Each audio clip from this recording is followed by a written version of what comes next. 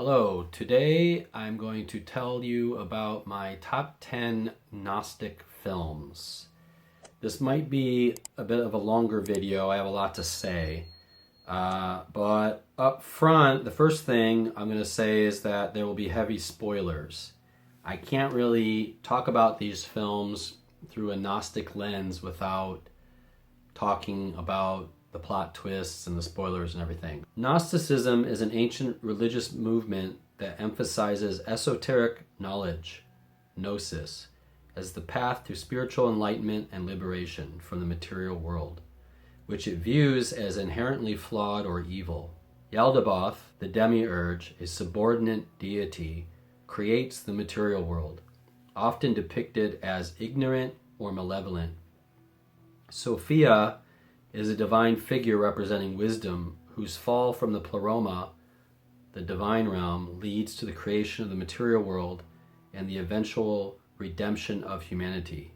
So if you don't know anything about Gnosticism, I'm going to try to summarize it briefly. So this idea of Sophia, she is the feminine energy. She falls or emanates from the all, or the monad, they call it. And that is kind of the true God, let's say. But from Sophia, Sophia means wisdom, there is another being that is emanated, and that's Yaldabaoth. And he is considered the half craftsman, which they call it the demiurge. And he crafts the material world, what we know as the material world. So he's like an architect in a way. In his crafting of the material world, he creates these other beings that they call the archons. He kind of spawns them. An archon means ruler or kind of agent. If you know the word anarchist, that means against the rulers, so against the archons. But the archons are kind of like the muscle for the demiurge. And all of these beings, aside from Sophia, they feed off of this energy, this kind of, they call it louche energy, but it's basically the energy of suffering. And so it's almost like material reality is a farm for this suffering. It's kind of an odd way to look at the world. But the realm we live in, when looked at through this lens, is like a prison. The prison of materiality, which is actually kind of a double prison, because not only are we separated by body from each other, but we're also separated by realm. So there is a difference between the material world and the monad. It's kind of, I don't want to call it heaven, because I don't think the Gnostics really see it that way. It's more like when you have a glass of water and there's like sediment that falls to the bottom, or like you have mud or something.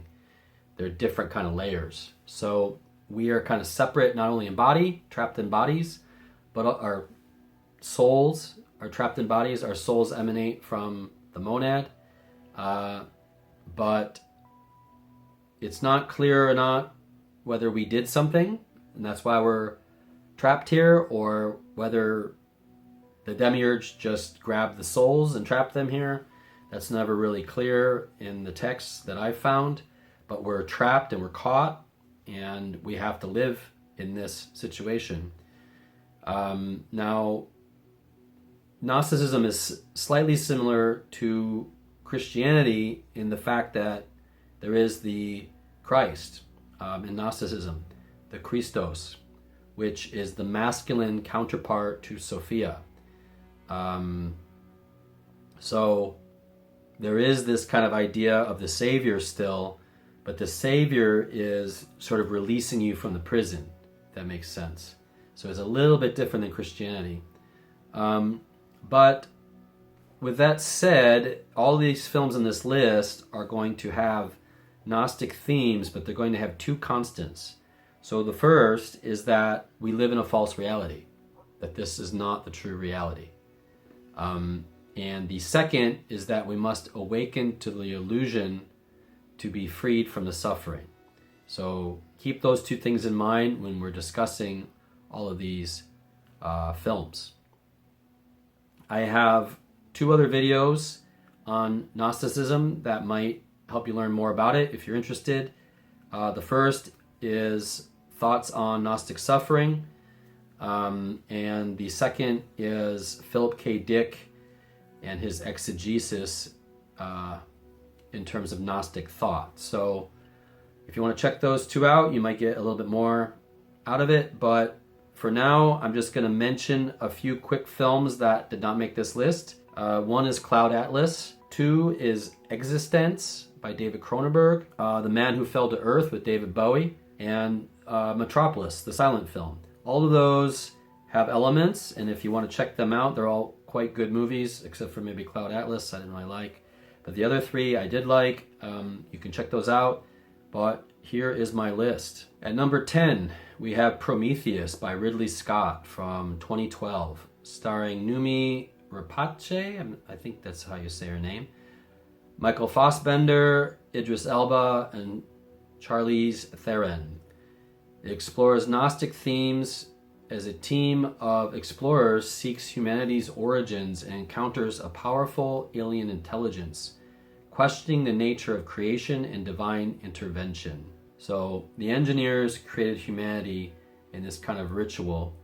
If you've seen the movie, you know that at the beginning, one of the engineers drinks this cup and he kind of like gets bio destroyed and his DNA goes in the water and then humanity is kind of born.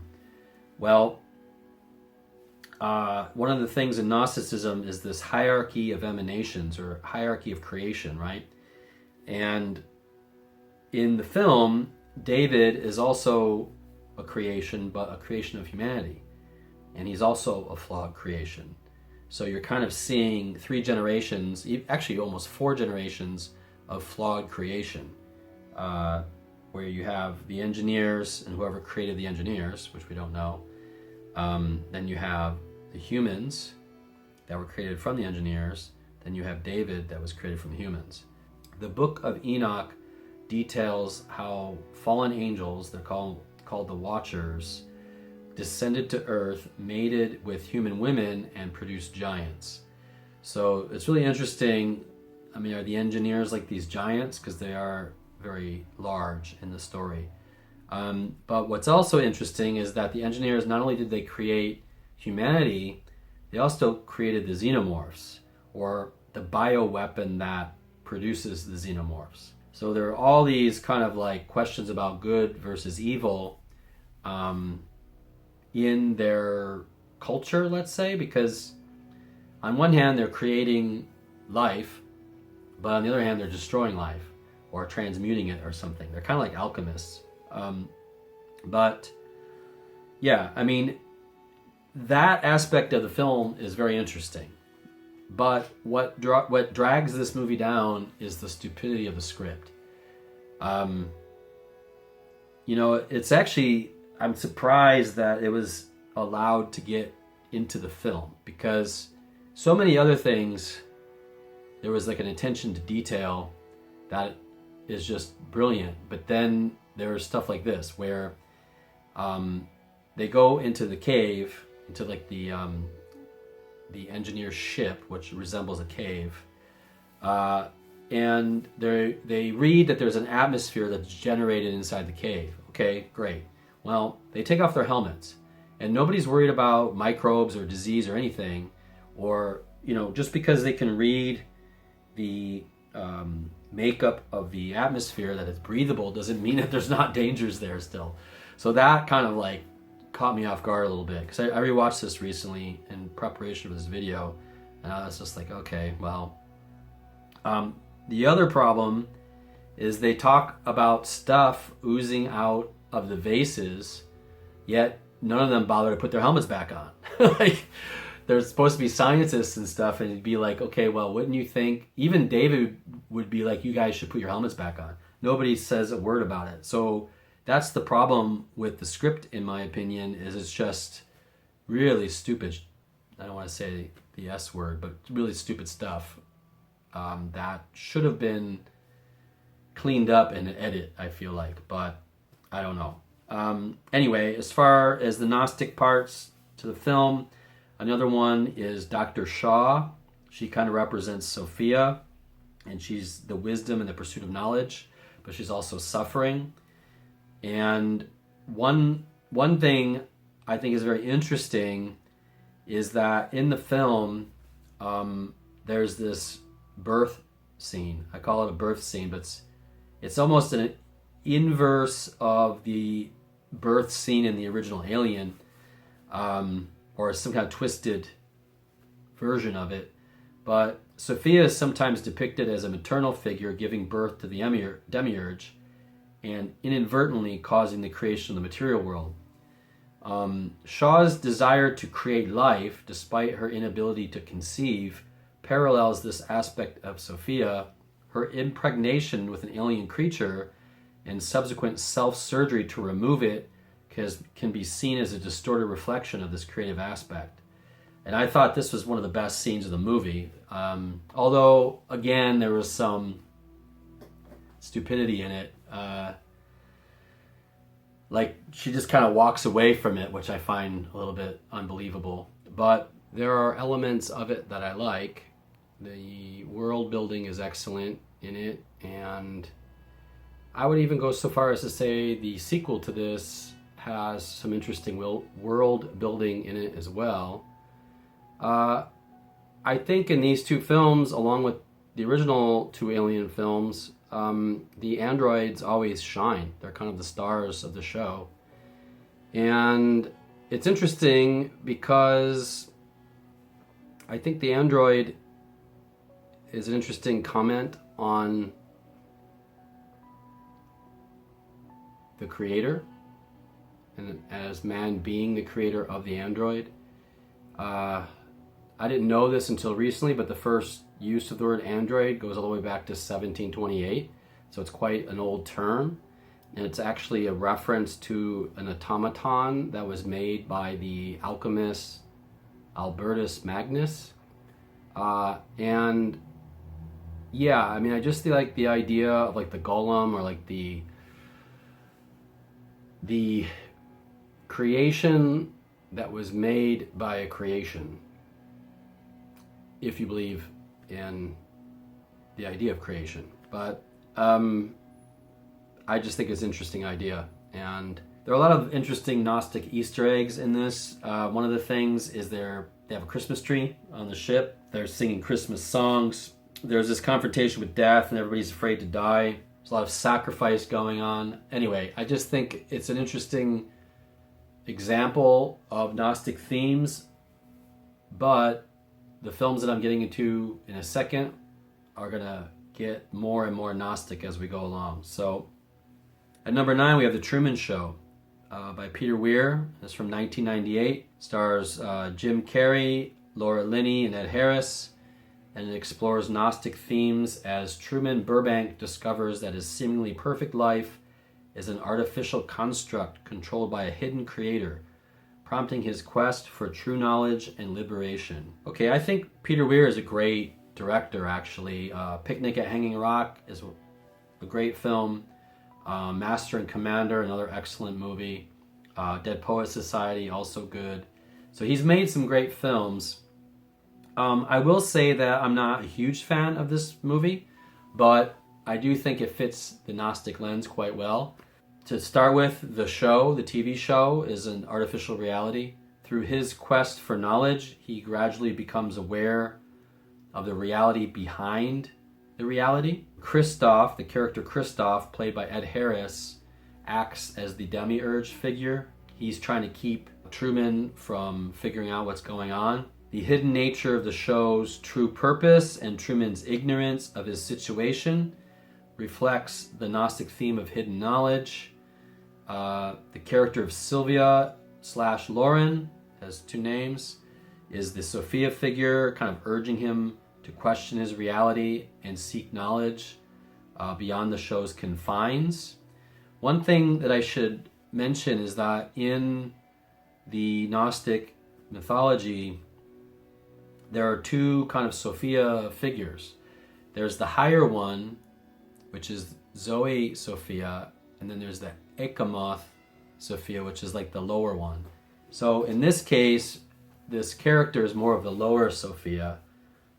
She is like the personification, almost the avatar of Sophia, if that makes sense. One of the things that I don't really like about it is that it unfolds and you kind of know as he knows what's going on, and it just doesn't have a lot of mystery in that regard. The next film on this list has a lot more mystery, and I think you kind of learn things in a different way. So I think it works a little bit better, but I think it explores the premise thoroughly, but I want to know what happens once he leaves, what happens then. At number 8, we have Dark City, directed by Alex Proyas, starring Rufus Sewell, Jennifer Connelly, and Kiefer Sutherland.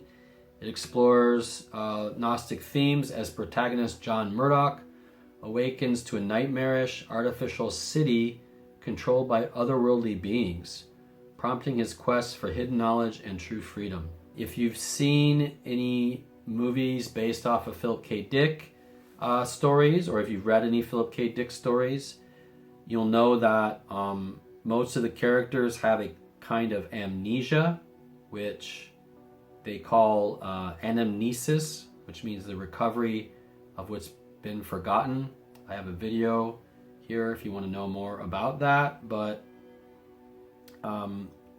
this movie uses this device, and like a lot of the Dick stories, the amnesiac is left with items that he kind of helps him recall his former life.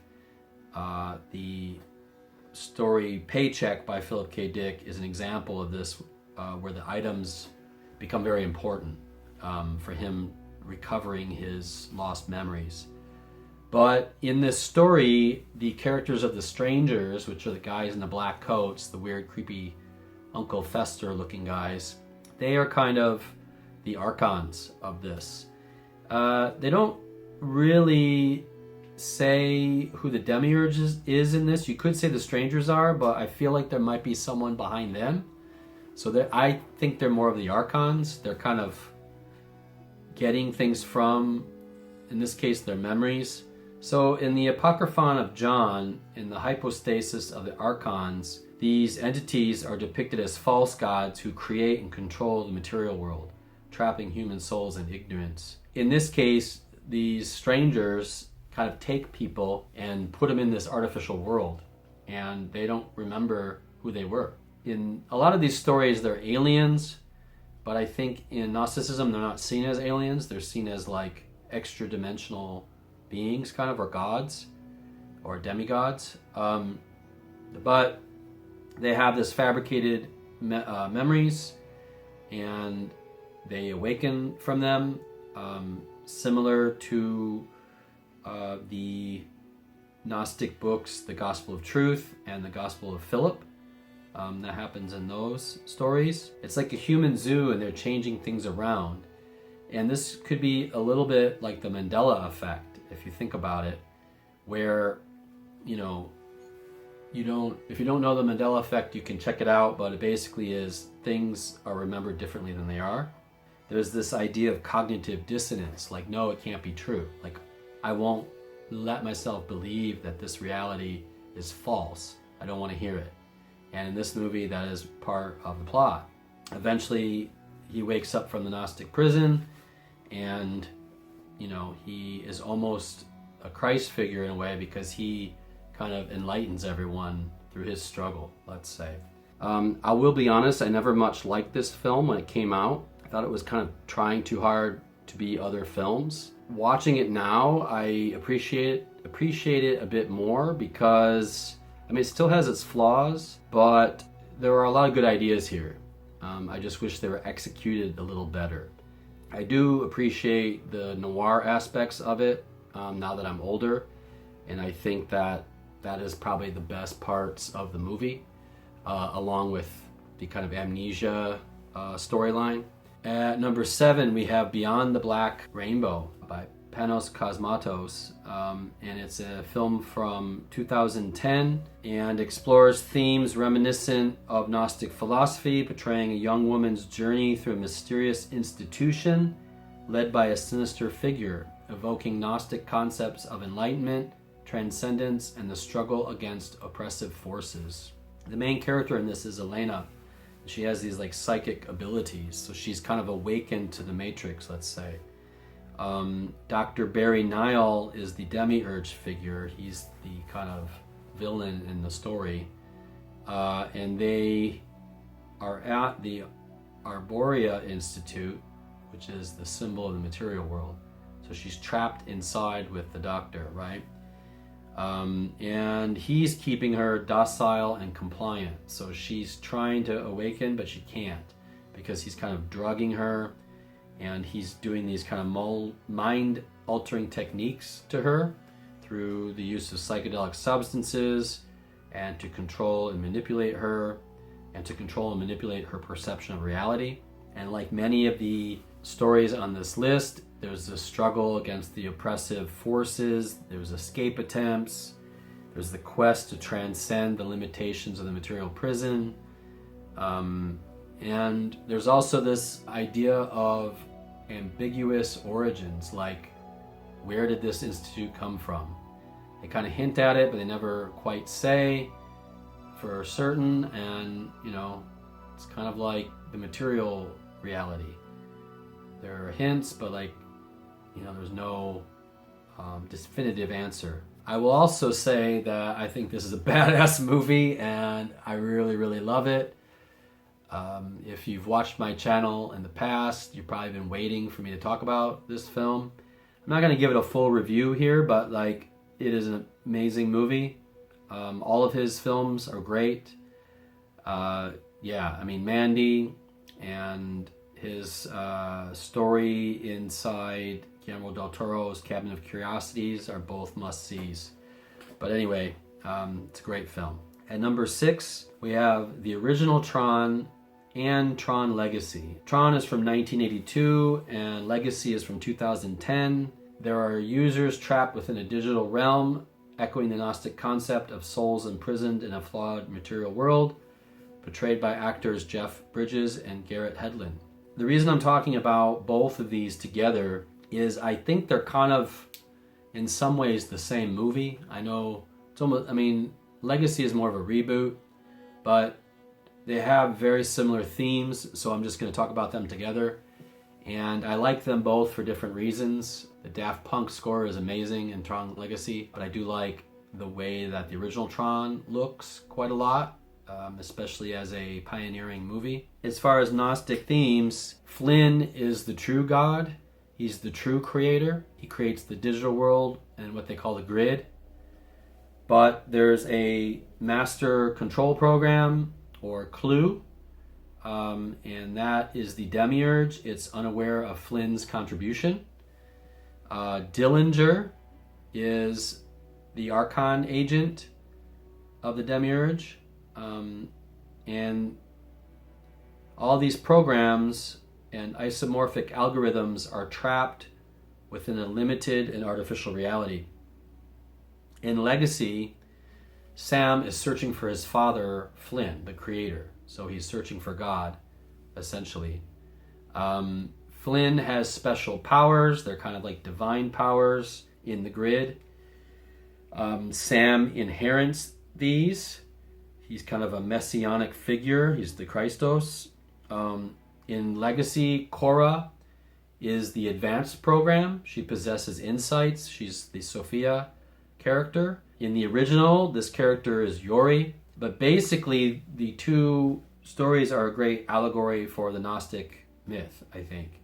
And, they're trying to break through. In the original Tron, there's a lot of it that takes place in the outside world. And I think that's kind of showing that there are different layers to this illusion. You could even say, if you were to break out of our world the world we live in, there might be another world outside of that, and outside of that, and outside of that. You know, it's kind of the Russian doll thing. You don't really know. I grew up with the original Tron, and it was a huge part of my childhood. It almost feels like somehow I was gravitating to Gnosticism even back then. I know that sounds impossible, but there was this feeling in my childhood I couldn't quite put my finger on, and I would have moments in my childhood like this film where I'd have dreams or kind of intuitions, or the books that I would choose or the films that I would watch. You know, a lot of them I think were me kind of searching this out, and I think this film is definitely a part of that kind of childhood memory for me. I mean, I think it's a beautiful movie in many ways.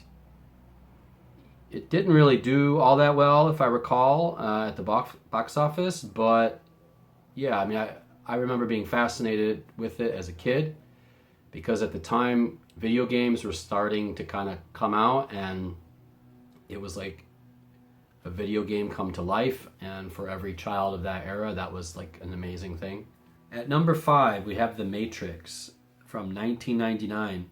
Starring Keanu Reeves and directed by the Wachowskis, it presents a Gnostic allegory wherein humanity is enslaved within a simulated reality controlled by machines. Echoing the Gnostic concept of the material world as an illusion, trapping the divine spark within, with Neo representing the Gnostic seeker who awakens to the true nature of reality and challenges the oppressive forces of the demiurge. So I saw this film in the theater around the time I was experimenting a lot with psychedelics, and I do think the film changed everything as far as the film world. Similar to Star Wars about 20 years earlier. It was kind of a zeitgeist moment, and I don't dismiss that. Although I will say I've always been a bit resistant to it. At times I feel like it's a little bit heavy-handed. You know, some of the symbolism is just a little too in your face. I prefer movies that are a little more subtle, and there are a few of them later in this list that I think are far more subtle. Neo is the messianic figure. The architect is the demiurge. Agent Smith, well, not just Agent Smith, but all the agents are the archons. The oracle is Zoe Sophia. She is tied to the higher realm. But Trinity is Ekamoth Sophia, tied to the lower realm. You have a choice whether you take the red pill, which is awakening, or the blue pill, which is ignorance. So again, there's this kind of cognitive dissonance. If you choose to take the blue pill, you will stay ignorant. Throughout the story, there's this transcending of the cycle of death and rebirth. And it happens to several characters throughout. I'm not going to get into all the sequels and stuff, but there's even more in the sequels. But I would say these are heavily Gnostic. And the only reason it's not higher on the list is I think the other movies are a little bit better movies, or at least to me. But we'll get to them right now. At number 4, we have Total Recall by Paul Verhoeven, starring Arnold Schwarzenegger. It presents a Gnostic allegory where a man's quest to uncover his true identity and reality mirrors the Gnostic journey of awakening from the illusion of the material world to attain gnosis and liberation. This is based off of the Philip K. Dick short story, We Can Remember It For You Wholesale, which is a good story if you haven't read it. Now, the film is more action-packed, whereas the original story is more introspective, and it's more about kind of everyman. If you've read Philip K. Dick, you know that most of his protagonists are the everyman. They're like factory workers and stuff. They're not really action heroes. But I do think this movie is quite interesting and comical. I think there are lots of Gnostic themes in here. So he starts questioning the nature of his reality. His memories and his identity may be fabricated. He has false reality, false memories. Again, it comes back to anamnesis. There's a quest to discover his true self, and he realizes his entire life is a lie. And I imagine if you were to follow certain religions and you learned about Gnosticism, you might be like, wow, like if it's real, everything I thought before was a lie, you know, and now my world is very different. In the story, Cohagen, played by Ronnie Cox, an awesome villain role. He represents the demiurge. He's manipulating and controlling the world to maintain his power. At the end of the story, Schwarzenegger's character thinks that his entire experience might still be an illusion, like it still might be one of the artificial memories that is placed in him, which is a quite interesting twist at the end, that even though he escapes the illusion, there might be another illusion. Melina, played by Rachel Takatin, is the guide, the ally, the bearer of knowledge, the Sophia figure. She's the catalyst for awakening. But if you haven't seen this movie, I saw it at the movie theater I worked at when I was a teenager, and I probably saw it 10 times at least while I was at the theater. Every time I'd go in there, I'd kind of get trapped in it and just keep watching it. And it's got a lot of great lines in it. It's a little bit campy, but it's still, I think it's a kind of a perfect balance of being campy, but thought-provoking, but also action-packed at the same time. So there's a lot in it. I definitely think it's a classic. At number 3, we have Blade Runner from 1982 by Ridley Scott, starring Harrison Ford, Rutger Hauer, and Sean Young. It's the journey of a Blade Runner tasked with hunting down synthetic beings who ultimately seek to uncover the true nature of humanity and existence in a world where reality and identity are constantly questioned. This is another Philip K. Dick story because many of his stories have Gnostic themes and they've been made into movies. This one is based off of Do Androids Dream of Electric Sheep? And again, the book is more of an everyman, kind of mundane version of this, whereas the movie is a little more exciting. In the book, the Deckard character is kind of just like a married guy that wants like an artificial animal. He's kind of like the guy that works 40 hours a week to try to get the nice car or something. That's the vibe you get from him. But in the movie, he's more of a hard-boiled detective. I will get more deeply into this film and actually more of a proper review of it in my top 10 neo-noir films list, which is forthcoming.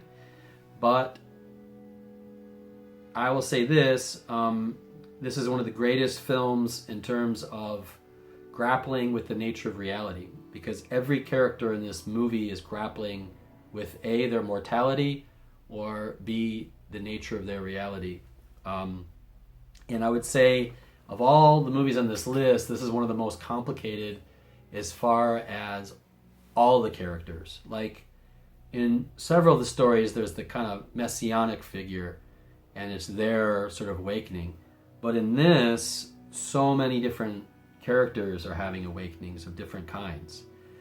All of the replicants are questioning if their memories are real, if their experiences were implanted or they are real. And there are several replicant characters. They struggle with their true nature, and they also struggle with immortality. There's a lot of ambiguity here between the kind of blurred line between human and replicant, and the physical world being deceptive. The demiurge figure in this is Dr. Eldon Tyrell, of course. It's interesting, Deckard is the hero, but he's kind of one of the archons in a way, because he's kind of hunting down the replicants, and the replicants are the ones that are trying to awaken, right? And they're trying to meet their maker, you know? So in a way, the replicants are more of the human figures in this, and Deckard is kind of an agent of the demiurge because he's kind of hired by Dr. Eldon Tyrell. So it's an interesting kind of switch on it. But by the end, you know, even Deckard is wondering if he's a replicant. So like there's a lot to unpack in this film. The character that has probably the largest spiritual awakening, or most profound one, is Roy Batty, played by Rutger Hauer. He has this kind of spiritual awakening at the end when he has his speech, Tears and Rain speech, and the dove. It's almost like he's the one that kind of transcends reality, whereas Deckard is kind of left behind. He's left to wander in the prison of materiality, which happens in the sequel as well. Rachel in this film is kind of like Milena in Total Recall, where she's kind of leading Deckard down the rabbit hole. But the difference is Deckard, in my opinion, isn't really the hero of this film. I kind of feel like Roy Batty is in a weird way. He's the one that goes through the most change. You could say Pris would be Batty's version of Sophia, but I don't know. I think this film is way more complicated than some of the other ones on this list, so it's harder to define who the Sophia character actually is in here, but maybe they all have elements. Even the snake charmer woman, there are parts of her character that, interesting that she's kind of like charming the snake, because the symbol of the demiurge is a snake with a lion's head. So that's another kind of whole layer to the story. But yeah, it's really interesting. At number 2, we have The Fountain by Darren Aronofsky from 2006, starring Hugh Jackman and Rachel Weisz, and explores the Gnostic themes through a man's quest across time and space to uncover the secrets of life and death, ultimately seeking spiritual enlightenment and the transcendence of mortal existence. Okay, so this film is a heavy film. If you've ever seen it, you know that it's heartbreaking, and every time I watch this is probably the 4th or 5th time I've seen this film over the years, and I just rewatched it recently for this, and it's heavy. And the older I get, the heavier it gets in a way. Like the idea of mortality and stuff in this film is just really well done, and the idea of the eternal spirit is really, really well done. It's loaded with Gnostic and Christian iconography. It has one of the best soundtracks of all time. I love this soundtrack. It's very good to write to. It's an excellent soundtrack, and it fits the story perfectly. Now, in the story, Thomas the Conquistador, he's seeking the Tree of Life to achieve immortality for his queen, the queen being sort of Sophia. It's kind of mirroring the Gnostic pursuit of transcending the material world's illusions or limitations. You could even say that Quetzalcoatl, the Mayan god, is a kind of demiurge figure. The symbol almost looks the same. It's the feathered serpent, whereas in Gnosticism it's the snake with the lion's head. And when you look at the two symbols next to each other, they're very similar. One of the greatest lines in this film is "Death is the road to awe." I just love that line. There are so many different symbols in here that talk about Gnostic mythology: the Tree of Life, the fountain, the flaming sword. The demiurge in this is creating suffering, and all of the characters are suffering. They're all experiencing death firsthand. But if you've seen the movie, you know that Tommy is a medical researcher, and he actually discovers the alchemical elixir of life, the Sorcerer's Stone, in a way, through science, not really alchemy. He infuses it into this tree, and he's able to feed from the tree. The tree grew out of her grave, so in the future, he's lived so long that his consciousness has been able to transcend the world almost, and near the end, he finally is able to go up to the Mayan god, which is like this circular, almost Gustav Doré kind of like image of the swirling angels and stuff, or like an eye almost in the sky. The tattoos that he gives himself are like rings of a tree and the aging of a tree, which is symbolic with the tree of life. It's a record of time and his search to transcend the prison of materiality because he wants to be with her. And yeah, I mean, there's just so much in this film that makes it Gnostic. There's one line where they're like, our bodies are prisons for our souls. The Inquisitor states this in the film. But eventually Isabel, which is the Sophia character played by Rachel Weisz, she's returned to the Pleroma by dying. And Tommy isn't really, like, in the movie, she has accepted her death, so she's able to transcend this reality, but Tommy has fear that she doesn't have, so like he prolongs his life and keeps prolonging it and prolonging it. And it's really heartbreaking because, I mean, he has this cure, he could live forever, you know, but he's just trying to get that secret to be free of the fear and to see through the whole illusion. He's almost like Prometheus. He's like rising up. I think that this movie, more than any movie maybe, is really good at illustrating the cosmic, profound sorrow of the mystical experience and of life and of this search that many people contend with. It's showing these different states of consciousness through different times and how we're kind of reincarnated to live this life again because we haven't learned the lesson and escaped the illusion. It's super symbolic. I think it's really emotional, and it's just, yeah, that's why it's number 2 on this list. I think it transcends a lot of the other films on here in a kind of guttural kind of way. Like, it really hits you in the stomach when you're watching it. And I think if any of the films on this list awaken a person, I would say this one would.